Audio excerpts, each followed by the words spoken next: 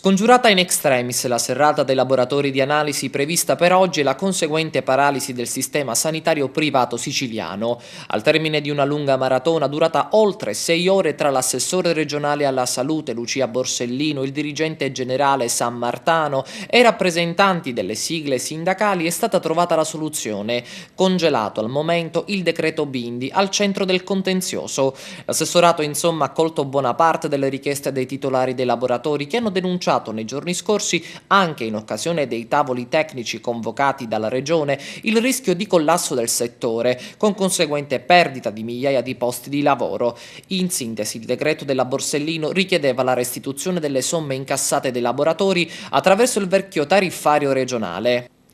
soppiantato nel 2007 da un nuovo tariffario, frutto di un decreto dell'allora ministro Bindi e confluito nel piano di rientro. Un tariffario penalizzante per le strutture, ma il tariffario Bindi rimase solo sulla carta dopo una sfilza di ricorsi che ne avevano sospeso l'efficacia, fino a una sentenza del CGA che aveva invece confermato la legittimità del Bindi. Da lì appunto il decreto di Lucia Borsellino, con cui vengono richiesti indietro i soldi. Dunque stop al recupero delle somme e verifica delle situazioni riguardanti i ricorsi ancora pendenti al TAR. E sulla vicenda, ma più in generale sulla questione sanità in Sicilia, interviene l'eurodeputato e candidato al Senato per Grande Sud Salvatore Iacolino, per il quale dopo la campagna elettorale la Sicilia ha bisogno di una sanità che finisca di essere commissariata e abbia rappresentanti legali scelti per merito, con procedure trasparenti che ascoltino il bisogno di salute dei territori. Non bastano, conclude, provvedimenti di rimozione di funzionari né trasferimenti mascherati attraverso deportazioni di massa di impiegati e funzionari regionali per sanzionare inefficienze o anomalie della burocrazia regionale,